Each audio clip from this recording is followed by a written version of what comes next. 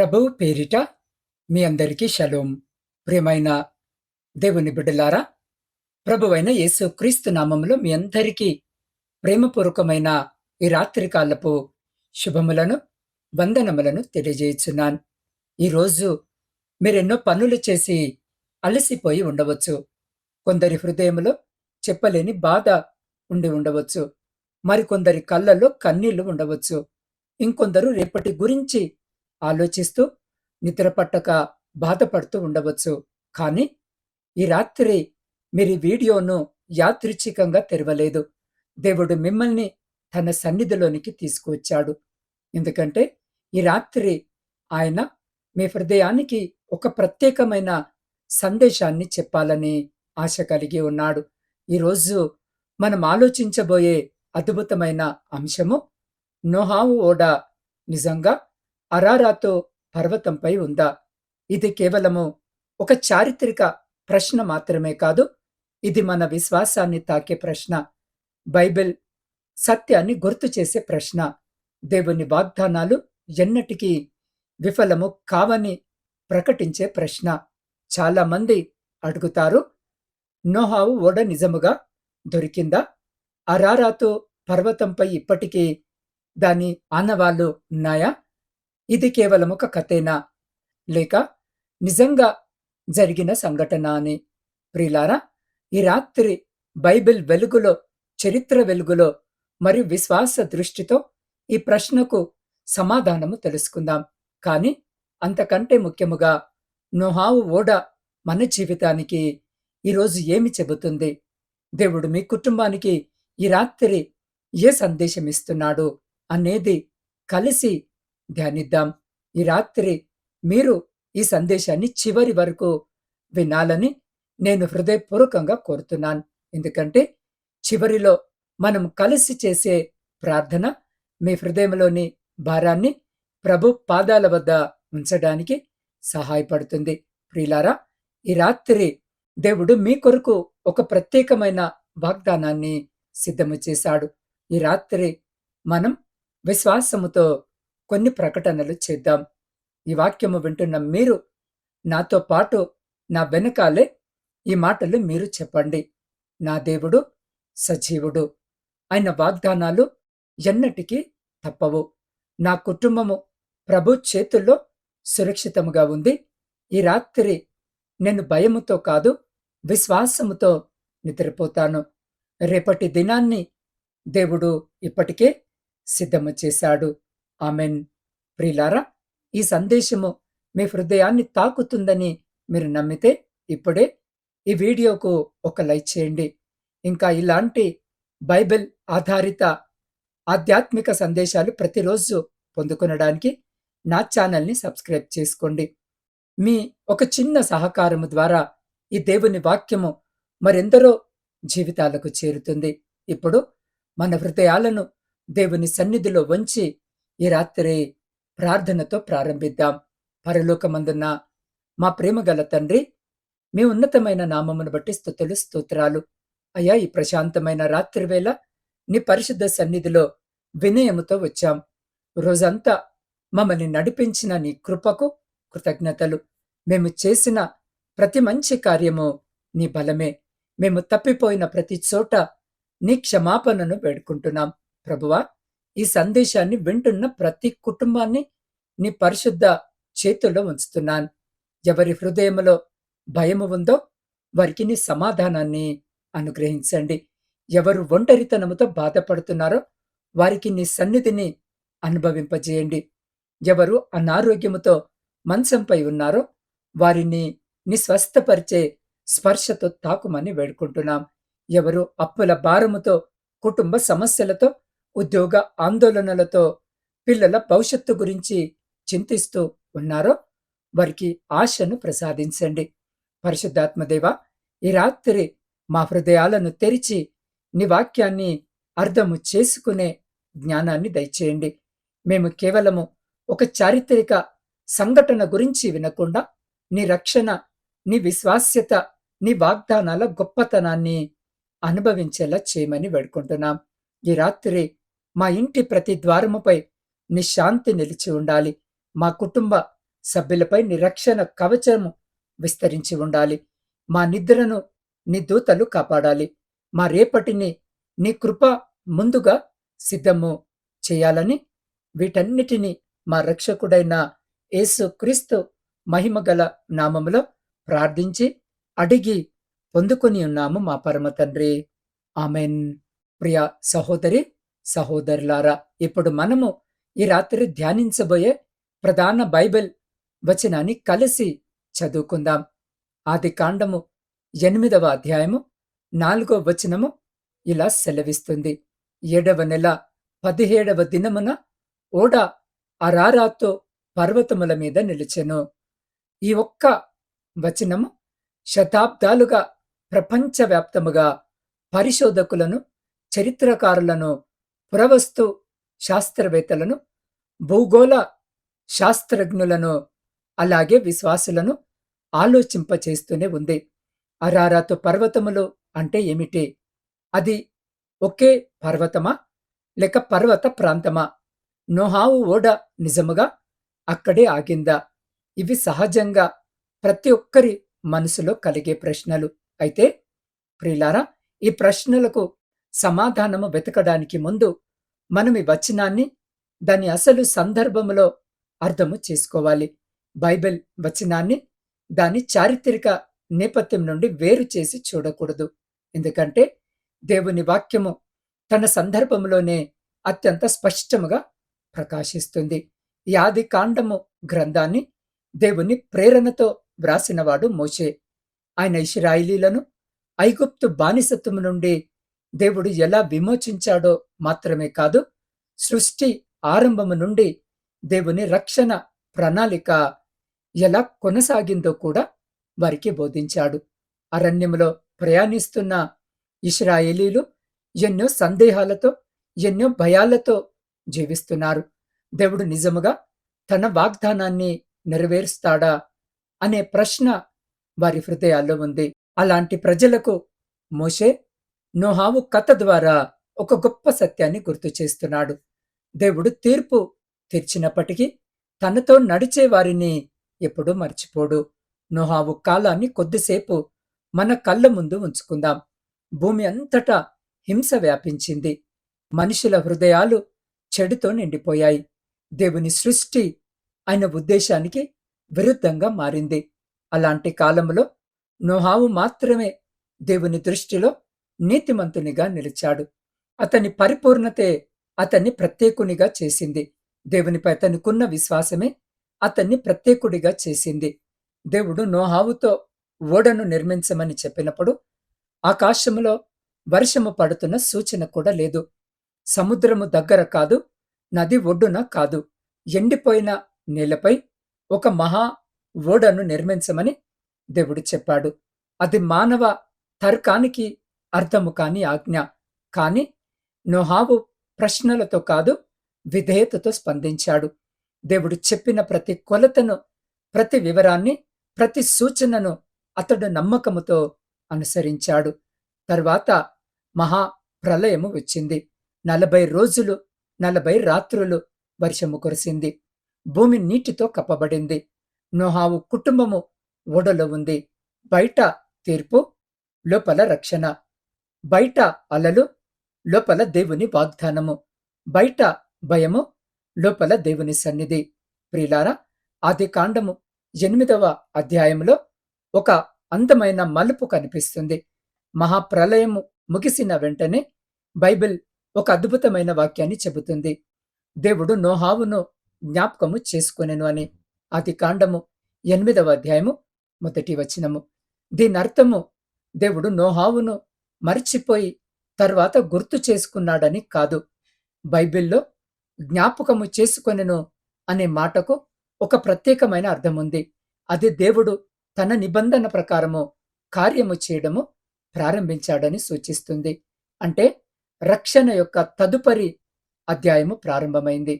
అందుకే కొద్ది రోజుల తర్వాత దేవుడు నీటిని తగ్గించాడు, గాలి వీచేలా చేశాడు. చివరికి ఓడ అరారాతు పర్వతాల మీద నిలిచింది. ఇక్కడ ఒక ముఖ్యమైన విషయాన్ని మనం గమనించాలి. బైబిల్ అరారాతు పర్వతము అని కాకుండా అరారాతు పర్వతములు అని చెబుతుంది. దీనివల్ల చాలా మంది బైబిల్ పండితులు ఇది ఒకే శిఖరాన్ని సూచించడం కంటే అరారాతు అనే విశాలమైన పర్వత ప్రాంతాన్ని సూచించే అవకాశముందని వివరిస్తారు.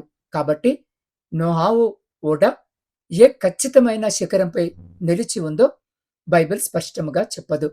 బైబిల్ ఉద్దేశము భౌగోళిక పటం ఇవ్వడం కాదు, దేవుని రక్షణ చరిత్రను తెలియజేయడం.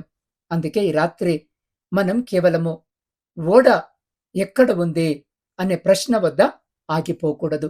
దానికంటే గొప్ప ప్రశ్న ఏంటంటే, నోహావును కాపాడిన అదే దేవుడు ఈ రాత్రి ఈ వాక్యము వినుచున్న నన్ను కూడా కాపాడుతున్నాడా? అవును.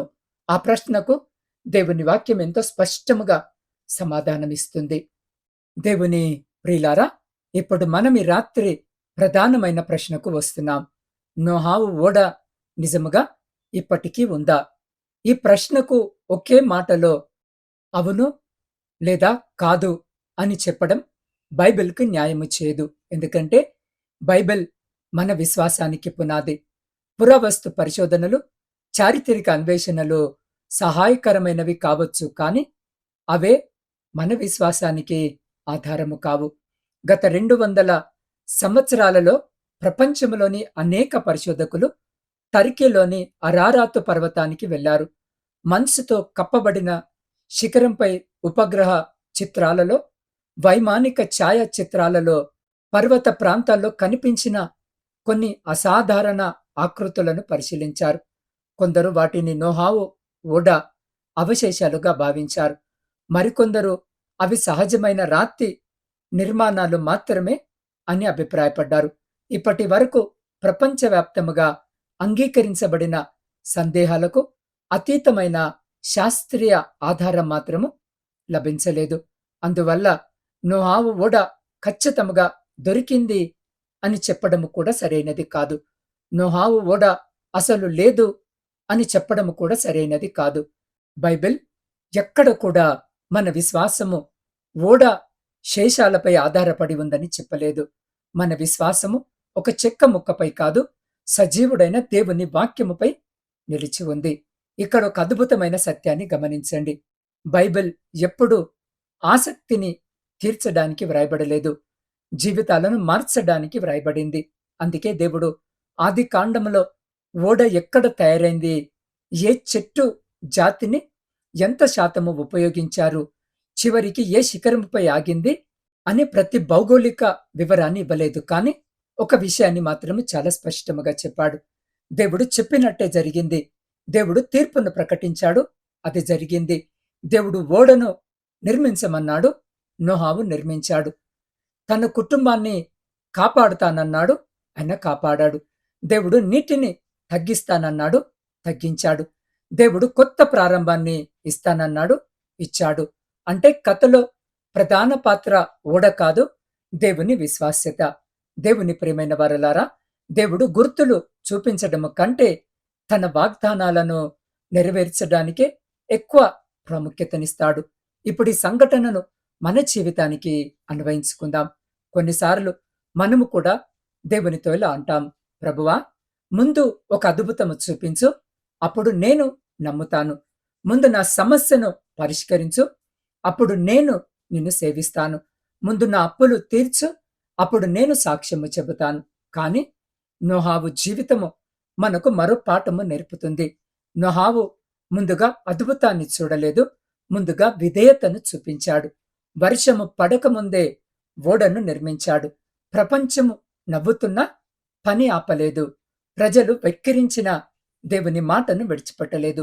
చుట్టూ ఉన్నవారు నువ్వు పిచ్చివాడివి అని అనుకున్నా దేవుడు నీవు నీతిమంతుడివి అని చూశాడు. ఈరోజు కూడా అలాగే ఉంది.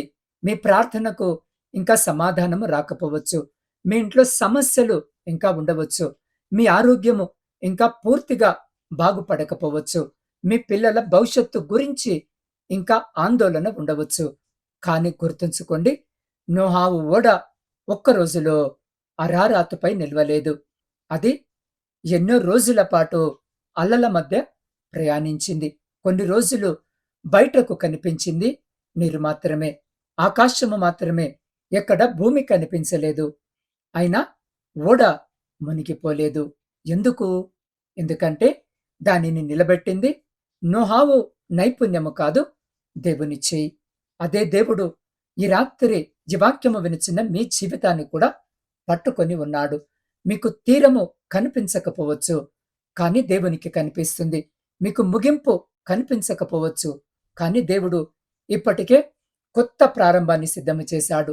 నోహావు ఓడ అరారాతు మీద ఆగినప్పుడు అది కేవలము ఒక ప్రయాణము ముగిసిందని కాదు, ఒక కొత్త ప్రపంచము ప్రారంభమైందని ప్రకటించింది.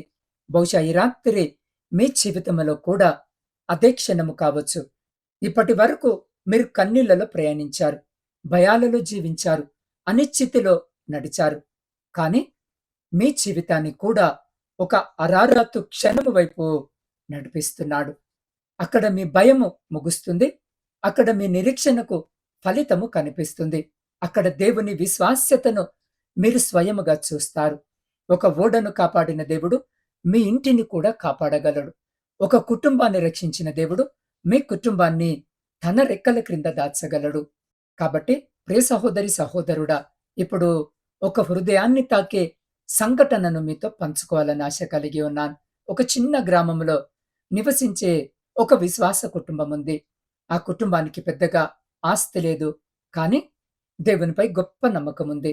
ఒక సంవత్సరము వరుసగా కష్టాలు వచ్చాయి. తండ్రి ఉద్యోగము కోల్పోయాడు. తల్లి అనారోగ్యముతో మంచాన పడింది. పిల్లల చదువు ఆగిపోతుందేమో అనే భయము, అప్పులిచ్చిన వారి ఒత్తిడి, ఇంట్లో ప్రతి రాత్రి నిశ్శబ్దము. కానీ ఆ నిశ్శబ్దము వెనుక ఎన్నో కన్నీళ్లు. ఒక రాత్రి కుటుంబమంతా కలిసి పరిశుద్ధ లేఖన భాగాన్ని చదువుతున్నారు. ఆ రోజు వారు చదివిన వచనము ఆదికాండము 8వ అధ్యాయము. ఓడ అరారాతు పర్వతముల మీద నిలిచెను అన్న వచనాన్ని చదివారు. ఆ ఇంటి చిన్న కుమార్తె తన తండ్రిని అమాయకంగా అడిగింది, నాన్నా, నోహావు ఓడ చివరికి పర్వతంపై ఆగింది కదా, మన కష్టాల ఓడ కూడా ఎప్పుడైనా ఆగుతుందా అని. ఆ ప్రశ్న విన్న వెంటనే ఆ తండ్రి కళ్ళలో నీళ్లు తిరిగాయి. కొద్దిసేపు మౌనముగా ఉండి ఆ తండ్రి చిన్న బిడ్డతో ఇలా అన్నాడు, తల్లి, నోహావు ఓడను అరారాతు వరకు చేర్చింది గాలి కాదు, అలలు కాదు, దేవుని చేయి. మన జీవితాన్ని కూడా దేవుడే నడిపిస్తున్నాడు. ఇప్పుడేమో మనకు నీళ్లు మాత్రమే కనిపిస్తున్నాయి, కానీ దేవుడు ఇప్పటికే మన అరారాతును చూస్తున్నాడు అని చెప్పాడు. ఆ మాటతో ఆ కుటుంబం ఆ రాత్రి ప్రత్యేకంగా ప్రార్థించింది. వారు దేవుని ముందు ఒక్కటే మాటను చెప్పారు, ప్రభువా, మా సమస్యలను వెంటనే తొలగించమని అడగడం లేదు, కానీ నీవు మా ఊడలో ఉన్నావని తెలుసుకునే విశ్వాసాన్ని ఇవ్వు అని. రోజులు గడిచాయి ప్రియులారా. పరిస్థితులు ఒకరోజు మారలేదు, కానీ ఆ కుటుంబము మారింది. భయముతో జీవించిన వారు విశ్వాసముతో జీవించడము ప్రారంభించారు. ఫిర్యాదుల స్థానములో కృతజ్ఞత వచ్చింది. నిరాశ స్థానములో ప్రార్థన వచ్చింది. కొంతకాలానికి తండ్రికి కొత్త ఉద్యోగము వచ్చింది. తల్లి ఆరోగ్యము మెరుగుపడింది. పిల్లల చదువులు కొనసాగాయి. తరువాత ఆ కుటుంబము ఒక సాక్ష్యము చెప్పింది. ఏంటి ఆ సాక్ష్యం అనంటే, దేవుడు మా సమస్యలను మాత్రమే మార్చలేదు, ముందుగా మా కుటుంబాన్ని, మా హృదయాన్ని మార్చాడు అని. ప్రియమైన వారలారా, ఇదే నోహావు కథ కూడా మనకు నేర్పించే గొప్ప సత్యము. నోహావు ఓడలో ఉన్నప్పుడు ప్రతి ఉదయము కొత్త భూమి కనిపించలేదు. ప్రతిరోజు అదే నీరు, అదే అలలు, అదే నిరీక్షణ అయినప్పటికీ అతను ఓడ తలుపును తనంతట తాను తెరవలేదు. దేవుడు చెప్పిన సమయము వచ్చే వరకు వేచి చూశాడు. ఇక్కడ ఒక లోతైన ఆత్మీయ పాఠముంది. మనం చాలాసార్లు దేవుడింకా తలుపు తెరవకముందే బయటకు రావాలని ప్రయత్నిస్తాం. సమయం రాకముందే నిర్ణయాలు తీసుకుంటాం. ప్రార్థన పూర్తి కాకముందే నిరాశ చెందుతాం. దేవుని ప్రణాళిక పూర్తి కాకముందే ఆశను వదిలేస్తాం. నా ప్రియ సహోదరి సహోదరులారా, దేవుని ప్రణాళిక పూర్తి కాకముందే ఆశను వదిలేస్తాం. కానీ నోహావు మనకు నేర్పింది ఏమిటంటే, దేవుడు తలుపు మూసినప్పుడు అది కూడా ప్రేమతోనే, దేవుడు తలుపు తెరిచినప్పుడు అది కూడా సరైన సమయానికే ఈ రాత్రి ఈ వాక్యము వినుచున్న మీ జీవితంలో కూడా ఒక మూసిన తలుపు ఉండవచ్చు. మీ ఉద్యోగానికి సంబంధించిన తలుపు, మీ వివాహానికి సంబంధించిన తలుపు, మీ ఆరోగ్యానికి సంబంధించిన తలుపు, మీ పిల్లల భవిష్యత్తుకు సంబంధించిన తలుపు, లేదా మీ ప్రార్థనకు సమాధానము ఇంకా రాకపోవచ్చు. కానీ నా ప్రియ సహోదరి సహోదరుడా, ఒక్క మాట గుర్తుంచుకోండి. ఓడ తలుపు బయట నుంచి మూసింది దేవుడే. అదే దేవుడు సరైన సమయంలో దాన్ని తెరిచాడు. మీ జీవితాన్ని ప్రారంభించిన దేవుడు దానిని మధ్యలో విడిచిపెట్టడు. ఫిలిప్పీలకు రాసిన పత్రిక 1వ అధ్యాయం 6వ వచనములో అపోస్తలుడైన పౌలు చెప్పినట్టుగా, మీలో మంచి కార్యమును ప్రారంభించిన వాడు యేసు క్రీస్తు దినము వరకు సంపూర్ణపరచును. కాబట్టి ఈ రాత్రి మీరొక నిర్ణయాన్ని తీసుకోండి. ప్రభువా, నాకన్ని సమాధానాలు తెలియకపోయినా నిన్ను నమ్ముతున్నాను. నాకు తీరము కనిపించకపోయినా నీ చేయిని విడిచిపెట్టను. నా అరారాతో ఎక్కడుందో నాకు తెలియకపోయినా నన్ను అక్కడికి చేర్చేది నీవేనని విశ్వసిస్తున్నాను అని. ప్రియమైన దేవుని బిడ్డ, విశ్వాసం అంటే గమ్యము కనిపించిన తర్వాత నడవడము కాదు. గమ్యము కనిపించకపోయినా దేవుని స్వరాన్ని నమ్మి ముందుకు సాగడం. ఇప్పుడు సందేశము కేవలము ఒక బైబిల్ అధ్యయనంగా మాత్రమే మిగిలిపోకూడదు. అది మీ జీవితంలో దేవుని సజీవమైన స్పర్శగా మారాలి. కొన్ని క్షణాలు మనము కలిసి చేసే రాత్రికాల ప్రార్థనలో మీ భయాలను, మీ కుటుంబ భారాలను, మీ అనారోగ్యాన్ని, మీ అప్పులను, మీ కన్నీళ్లను, మీ భవిష్యత్తును ప్రభువైన యేసు క్రీస్తు చేతిలో ఉంచబోతున్నాం. మీ హృదయాన్ని సిద్ధము చేసుకోండి. ఈ రాత్రి దేవుడు మీకు ఇవ్వాలనుకుంటున్న సమాధానము ప్రార్థనలో ఎదురు చూస్తుంది. కాబట్టి మీరున్న స్థితిలోనే వీలైతే మోకరించి లేదా నిలబడి ఉండి మీ 2 చేతులు ఆ పరమ దేవుని వైపుకెత్తి నాతో పాటు ఈ చివరి ప్రార్థనలో ఏకీభవించండి. పరిశుద్ధుడా, ప్రేమ, నమ్మకము కలిగిన మా ప్రియ పరలోకపు పరమ తండ్రి, మీ ఉన్నతమైన నామాన్ని బట్టి స్తుతులు, స్తోత్రాలు, వందనాలు. దేవా, ఈ నిశ్శబ్దమైన రాత్రి వేళల్లో మా హృదయాలను నీ సన్నిధిలో ఉంచుతున్నాం. నీవు సర్వశక్తిమంతుడవు, కాలాలకు అతీతుడవు, సృష్టికి ఆరంభము అంతము అయిన దేవుడవు. మహాప్రళయ జలాల మధ్య నోహావును అతని కుటుంబాన్ని కాపాడిన అదే విశ్వాసపాత్రుడైన దేవుడు ఈ రాత్రి కూడా మార్పులేని దేవుడవని మేము విశ్వసిస్తున్నాం. ప్రభువా, ఈ ప్రార్థనను వింటున్న ప్రతి ఒక్కరిని నీ కృపా సింహాసనం ముందుకు తీసుకొని వస్తున్నాను. వారి పేర్లు నాకు తెలియకపోయినా వారి కన్నీళ్లు నీకు తెలుసు. వారి గుండెల్లో దాగి ఉన్న బాధలను నువ్వు చూస్తున్నావు. వారు ఎవరికి చెప్పలేని వేదనలను కూడా నువ్వు వింటున్నావు. అందుకే రాత్రి నీ దయతో వారి జీవితాలను తాకండి. ప్రభువా, ప్రతి భయపడుతున్న హృదయంపై నీ సంపూర్ణమైన సమాధానము దిగిరావాలని ఆజ్ఞాపిస్తున్నాను. భయపడకము, నేను నీతో ఉన్నాను అని చెప్పిన నీ వాగ్దానం ఈ రాత్రి ప్రతి ఇంటిలో సజీవమవ్వాలని ప్రార్థిస్తున్నాం. అర్థము కాని ఆందోళనలు, రేపటి గురించి కలిగిన భయాలు, భవిష్యత్తుపై ఉన్న సందేహాలు యేసు నామములో తొలగిపోవాలని ప్రార్థిస్తున్నాం. దేవా, ఈ రాత్రి ప్రతి కుటుంబంపై నీ రక్షణ కవచాన్ని విస్తరించండి. ప్రతి ఇల్లు, ప్రతి గది మీద నీ శాంతి నివసించాలి. ప్రతి తలుపు మీద నీ కృప నిలవాలి. ప్రతి కిటికీ మీద నీ కాపుదల ఉండాలి. ప్రతి కుటుంబంలోని ప్రతి సభ్యుడు నీ పరిశుద్ధ హస్తాల్లో సురక్షితంగా నిద్రించాలి. ప్రభువా, నీ వాక్యము సెలవిస్తుంది, ఆయన తన దూతలను నిన్ను గూర్చి ఆజ్ఞాపించును, నీ మార్గములన్నిటిలో నిన్ను కాపాడుదురు అన్న వచనము, ఆ వాగ్దానాన్ని రాత్రి మా కుటుంబాలపై ప్రకటిస్తున్నాం. నీ పరిశుద్ధ దూతలు మా ఇళ్ల చుట్టూ కాపలగా ఉంచమని వేడుకుంటున్నాం. కనబడే ప్రమాదాల నుండి కాదు, కనబడని అపాయాల నుండి కూడా మమ్మల్ని కాపాడండి. నోహావు ఓడను ప్రళయ జలాలపై సురక్షితంగా నడిపించినట్టే మా జీవితాల ఓడను కూడా నీ పరిశుద్ధ హస్తాలతో నడిపించమని వేడుకుంటున్నాం. అయ్యా, మాకు అరారాతు ఎక్కడుందో తెలియకపోవచ్చు, కానీ మమ్మల్ని అక్కడికి చేర్చే నావికుడవు నీవేనని ఈ రాత్రి మేము విశ్వసిస్తున్నాం. ఈ రాత్రి మా గత వైఫల్యాలను నీ శిలువ పాదాల వద్ద ఉంచుతున్నాం. మా పాపాలను ఒప్పుకొని నీ క్షమాపణను స్వీకరిస్తున్నాం. యేసు క్రీస్తు రక్తము మమ్మల్ని శుద్ధి చేయాలని ప్రార్థిస్తున్నాం. రేపటి దినాన్ని భయముతో కాదు, విశ్వాసముతో ప్రార్థించే కృపను మాకు అనుగ్రహించమని వేడుకుంటున్నాం.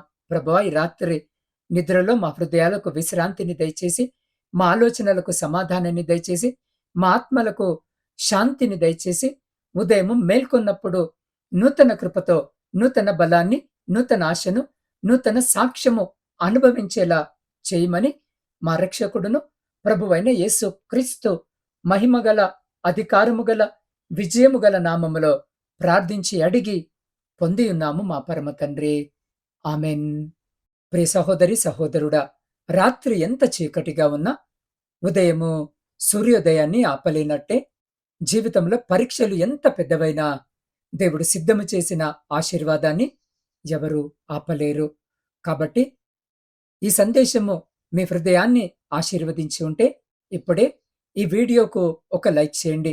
ఇంకా ప్రతిరోజు బైబిల్ ఆధారిత ఆత్మీయ సందేశాలు, లోతైన బైబిల్ అధ్యయనాలు మరియు శక్తివంతమైన రాత్రికాల ప్రార్థనలు వినడానికి నా ఛానల్ను తప్పకుండా సబ్స్క్రైబ్ చేయండి. ఈ ప్రార్థన మీ హృదయాన్ని తాకినట్టయితే కామెంట్ బాక్స్లో విశ్వాసముతో ఆమెన్ అని రాయండి. మీ ఆమెన్ అనేది కేవలం ఒక పదము కాదు, అది దేవుని వాగ్దానముపై మీరించిన విశ్వాసానికి ఒక ప్రకటన. ప్రియులారా, ఈ సందేశము అవసరమైన కనీసము 3 వ్యక్తులతో పంచుకోండి.